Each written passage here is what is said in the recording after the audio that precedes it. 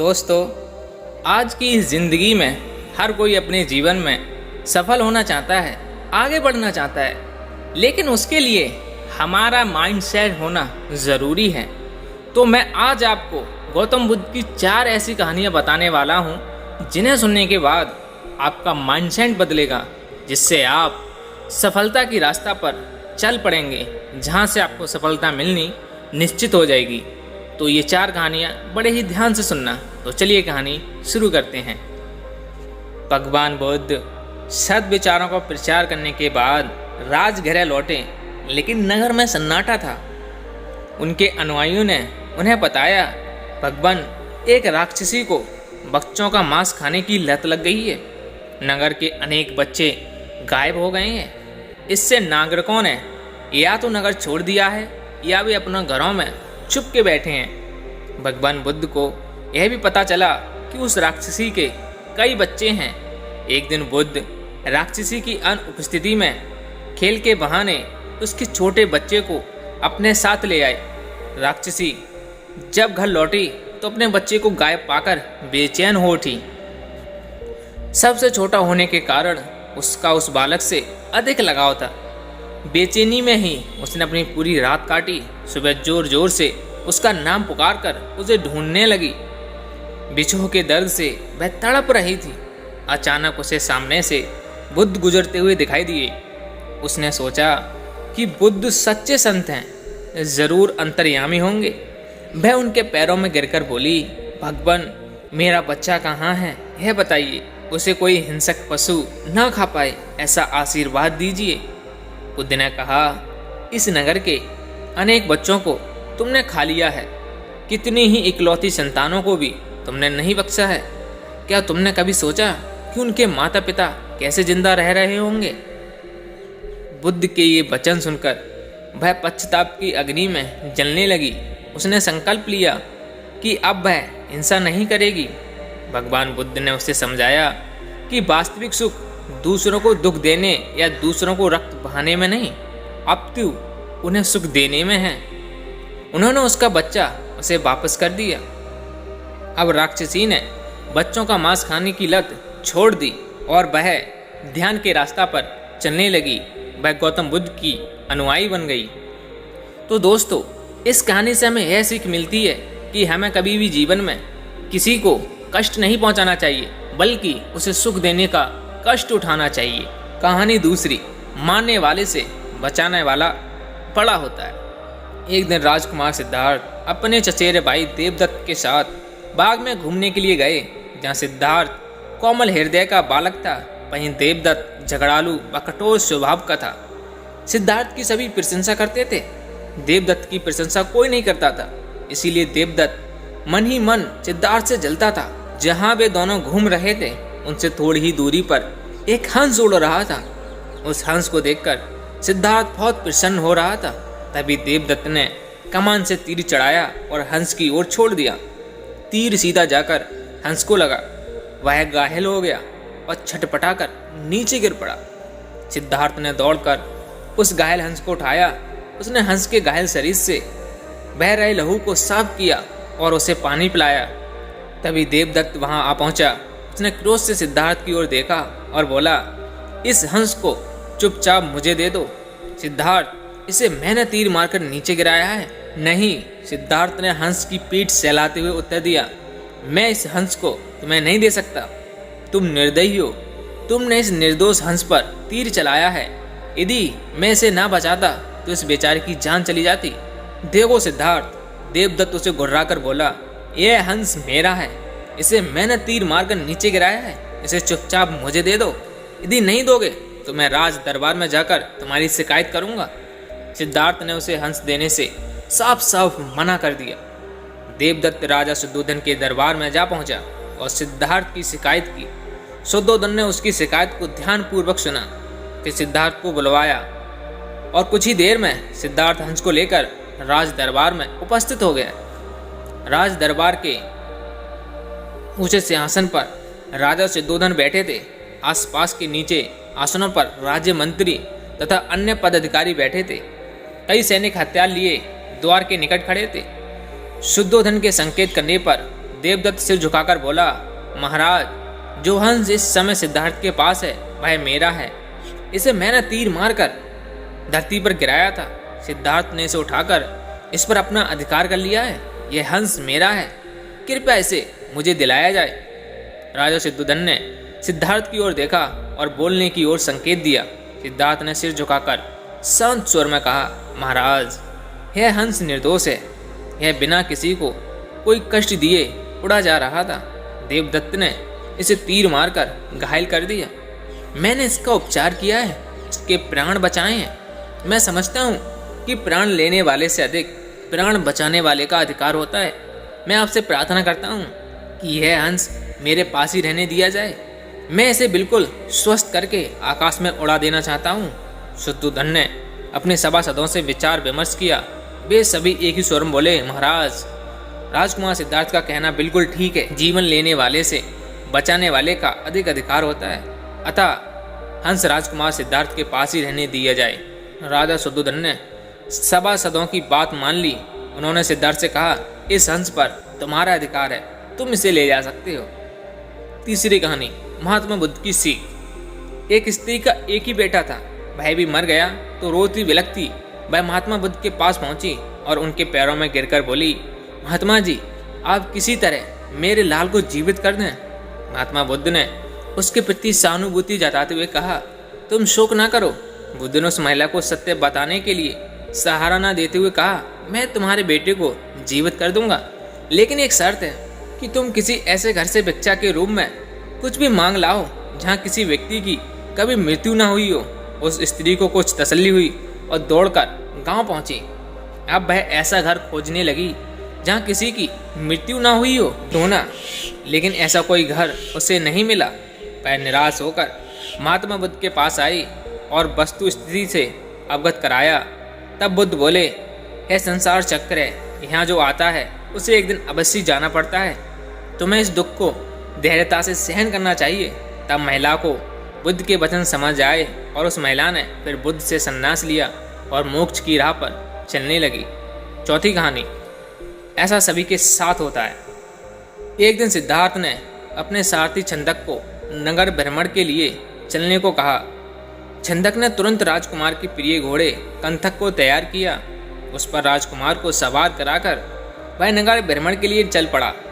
राजा शत्रुघ्न ने ऐसा प्रबंध कराया था कि राजकुमार को मार्ग में कोई करुणाजनक दृश्य दिखाई न दे, ताकि उसके मन में व्यक्ति की भावना उत्पन्न न हो। जिस मार्ग से उन्हें जाना था उसे स्वच्छ करके सजाया गया था।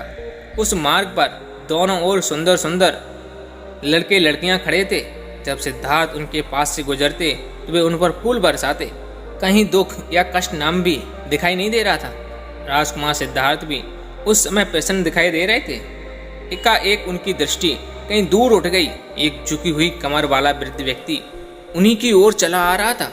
उसका मुंह झुर्रियों से भरा हुआ था, आंखें अंदर को धसी हुई थी, हाथ पैर कांप रहे थे।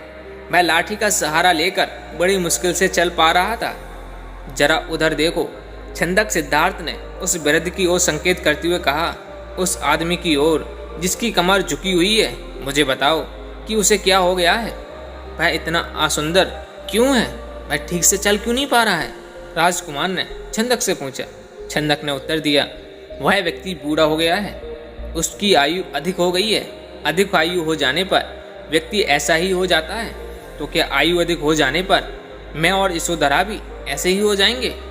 सिद्धार्थ ने चिंतित स्वर में पूछा, हम भी बूढ़े हो जाएंगे? हम भी असुंदर हो जाएंगे? हम भी ठीक से नहीं चल पाएंगे? सच यही है राजकुमार, छंदक ने उत्तर दिया। क्या सच यही है? राजकुमार ने छंदक से पूछा। छंदक ने उत्तर दिया, ऐसा सभी के साथ होता है। बूढ़ा हो जाने पर मनुष्य की यही दशा होती है। शरीर इसी प्रकार कमजोर और असुंदर हो जाता है। सिद्धार्थ की सारी प्रसन्नता छू मंतर हो गई। उन्होंने छंदक को महल लौटने चलने की आज्ञा दी। जब सिद्धार्थ अपने महल पहुंचे तो उन्होंने यशोधरा को अपनी प्रतीक्षा करते हुए पाया। उन्हें उदास देखकर यशोधरा ने पूछा, क्या बात है स्वामी, क्या आप थक गए हैं? नहीं यशोधरा, सिद्धार्थ ने एक लंबी सांस लेकर उत्तर दिया, मैं थका हुआ नहीं हूँ। बात यह है कि आज मैंने एक ऐसे व्यक्ति को देखा जो बहुत कमज़ोर था। उसका पूरा शरीर कांप रहा था। उसकी आंखें झुकी हुई थीं और वह असुंदर हो गया था। छंदक कहता है, वह बूढ़ा हो चुका है। बूढ़ा हो जाने पर ऐसा ही होता है। यह देखकर मेरा मन उदास हो गया। इस प्रकार तो मेरी दशा भी आगे चलकर ऐसी ही हो जाएगी। आप व्यर्थ ही दुखी हो रहे हैं, यशोधरा ने कहा। छोड़िए इस बात को, आप अपने मनोरंजन कक्ष में जाइए। पिताजी ने आपके मनोरंजन के लिए खास नर्तकी और गायिकाओं को बुलाया है। आप वहां जाकर मनोरंजन कीजिए, आपकी सारी उदासी दूर हो जाएगी। यशोधरा की बात सुनकर सिद्धार्थ मनोरंजन कक्ष में चले गए। वहां नर्तकी और गायिकाओं ने अपनी कला का भरपूर प्रदर्शन किया। उन्होंने सिद्धार्थ की उदासी को दूर करने का पूरा प्रयास किया, लेकिन सिद्धार्थ की उदासी दूर ना हुई। उनकी आंखों के सामने वही वृद्ध व्यक्ति बार बार घूम रहा था जिसे उसने मार्ग में देखा था। वह बार बार ये सोच रहा था कि क्या बूढ़ा होने से बचने का कोई उपाय नहीं है। कुछ दिनों बाद अचानक सिद्धार्थ ने पुनः भ्रमण की इच्छा व्यक्त की। इस पर छंदक एक रथ सजाकर ले आया। रथ पर सवार होकर सिद्धार्थ पुनः नगर की ओर भ्रमण की ओर चल पड़े। इस बार छंदक पूरा प्रयास कर रहा था कि राजकुमार को कोई करुणाजनक दृश्य दिखाई न दे, लेकिन जो होना होता है वह होकर ही रहता है। मार्ग में सिद्धार्थ को एक रोगी व्यक्ति दिखाई दिया। वह रोग के कारण कराह रहा था। सिद्धार्थ ने तत्काल रथ रुकवाया और छंदक से पूछा, इसे क्या हो गया है? यह इस प्रकार कराह क्यों रहा है? छंदक ने उत्तर दिया, इसे रोगों ने घेर रखा है।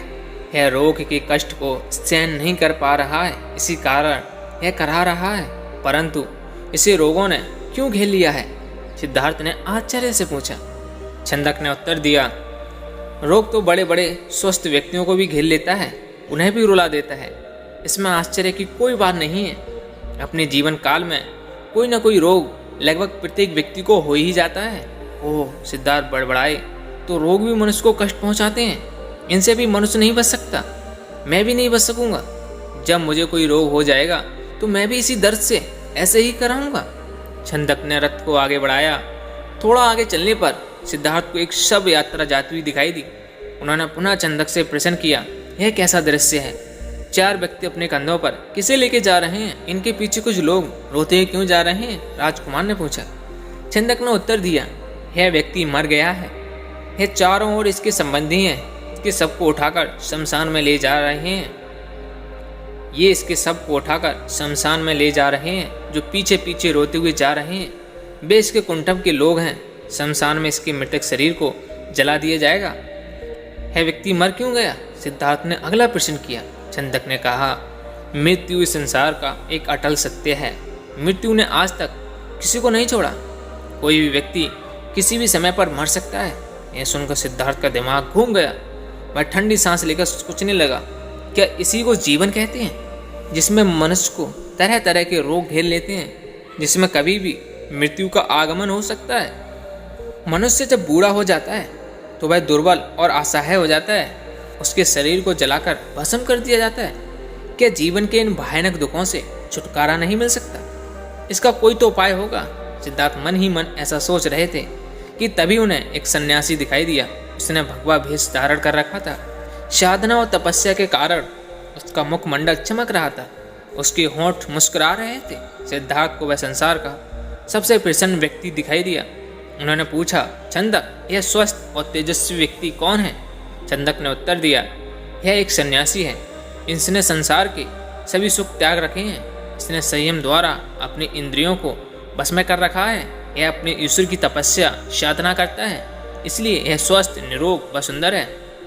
तपस्या के कारण ही इसका मुखमंडल चमक रहा है। सिद्धार्थ को जैसे अपने सभी प्रश्नों के उत्तर मिल गए। वह एकदम शांत हो गए। उस सन्यासी के दर्शन मात्र से ही उसके मन का सारा कलेश दूर हो गया। उसने मन ही मन सोचा, रोग, बुढ़ापा तथा जन्म मरण के कष्ट से छुटकारा पाने का उपाय संयम, त्याग तथा तपस्या है। जीवन का सार सत्य की खोज करना है। संसार के सभी सुख नकली हैं। मैं अब इन झूठे सुखों में नहीं फंसूंगा। मैं उस तेजस्वी सन्यासी की तरह बनूंगा। रथ अपने पूरे वेग से दौड़ता रहा और उससे भी अधिक वेग से दौड़ता रहा सिद्धार्थ का मन। उसे बार बार उस सन्यासी का ध्यान आता था। उनके मन में व्यक्ति की भावना बढ़ती ही जा रही थी। जब सिद्धार्थ राजमहल लौटे तो उन्हें एक शुभ समाचार मिला। यशोधरा ने स्वस्थ व सुंदर पुत्र को जन्म दिया था। दास दासियों ने सिद्धार्थ को घेर लिया और उन्हें बधाइयां देने लगी। उन्हें यह आशा थी कि सिद्धार्थ से उन्हें पुरस्कार मिलेगा, लेकिन सिद्धार्थ पर इस शुभ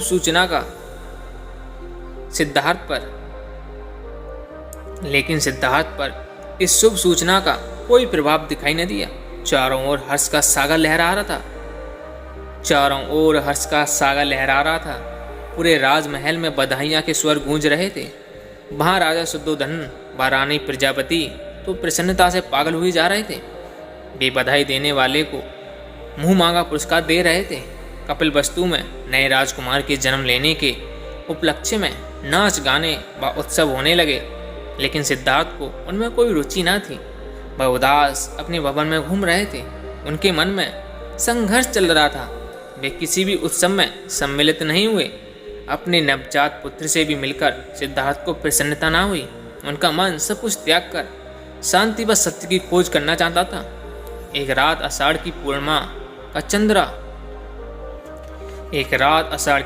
का चंद्रमा पृथ्वी पर अपनी शीतल चांदनी बिखेर रहा था। राजभवन में यशोधरा अपने पुत्र को छाती से लिपटाए सुख की निद्रा से सो रही थी। दासियां भी अपना कार्य समाप्त करके गहरी निद्रा का आनंद ले रही थी। सिद्धार्थ अपने बिस्तर से एकाएक उठे, खड़े हुए और भवन से बाहर चले गए। भवन से बाहर निकलकर वह सहसा ठिठके। उनके मन में एक बार यशोधरा व राहुल को देखने की इच्छा उत्पन्न हुई। वह वापस जाने के लिए मुड़े, परंतु जिस प्रकार कोई सर्प अपनी कैंचुली को उतार कर उसकी ओर नहीं देखता, वैसे ही सिद्धार्थ ने भी अपने मुंह को एक ही झटके से त्याग दिया। धीरे धीरे चलते हुए सिद्धार्थ वहां जहां पहुंचे जहां उनका सारथी छंदक सो रहा था। सिद्धार्थ ने उसे जगाया। छंदक ने चौंक कर अपनी आंखें खोली। वह निकट पदे कंतक घोड़े ने भी हिनहिना कर सिद्धार्थ की ओर देखा। छंदक ने नम्रता से आश्चर्य से कहा, आप और यहाँ, वह भी रात के इस समय? सब कुछ ठीक तो है ना? छंदक, सिद्धार्थ ने आदेश दिया, तुरंत तैयार करो, मैं इसी समय राजभवन से बाहर जाना चाहता हूँ। छंदक ने ध्यानपूर्वक सिद्धार्थ की ओर देखा। वह कुछ पूछना चाहता था, परंतु पूछने का साहस न कर सका। रथ को तैयार करके वह सिद्धार्थ के निकट ले आया। सिद्धार्थ रथ पर सवार हुए तथा छंदक को नगर से बाहर वन की ओर चलने के लिए कहा। चारों ओर गहरा अंधकार था। वहाँ सन्नाटा छाया हुआ था। जंगली जीव जंतुओं की आवाज़ें कभी कभी सन्नाटे को भंग कर देती थी। वातावरण बहुत ही डरावना हो जाता है। घने जंगल के निकट सिद्धार्थ ने छंदक को रथ रोकने का आदेश दिया। रथ रुकते ही सिद्धार्थ नीचे उतर गए। सामने ही यमुना नदी अपने पूरे वेग से बह रही थी। उस समय वे अनुपीले नामक स्थान के निकट खड़े थे। सिद्धार्थ ने अपने राजसी वेशभूषा उतार दी। साथ ही उन्होंने एक एक करके अपने सभी आभूषण उतार दिए। अपने वस्त्र व आभूषण उन्होंने छंदक को दे दिए तथा लौट जाने का आदेश दिया। छंदक सिद्धार्थ के पैरों में गिरकर फूट फूट कर रोने लगा। वह हाथ जोड़कर कहने लगा, यह आप क्या कर रहे हैं राजकुमार? जब आपके माता पिताजी को आपके सन्यासी बन जाने की बात पता चलेगी तो उन पर दुखों का पहाड़ टूट पड़ेगा। रानी यशोधरा पर क्या बीतेगी? आप अपना निर्णय बदल दीजिए, मेरे साथ राजमहल लौट चलिए। नहीं छंदक, सिद्धार्थ ने सुंदर व सुगंधित बालों को काटकर कहा, अब मैं नहीं लौटूंगा। मैंने सोच विचार करके ही यह निर्णय लिया है। मैं सत्य व ज्ञान का मार्ग खोजना चाहता हूँ, जिससे मानव शांति पा सके। तुम आंसू पहुँच लो और राजभवन लौट जाओ। छंदक को सिद्धार्थ की आज्ञा का पालन करना पड़ा। उसने सिद्धार्थ के चरण स्पर्श किए, उनकी कीमती वस्त्रों व आभूषणों को रथ में रखा और कपिल वस्तु की ओर चल पड़ा। जिस समय छंदक राजभवन में लौटा, सुबह का प्रकाश चारों ओर फैल चुका था।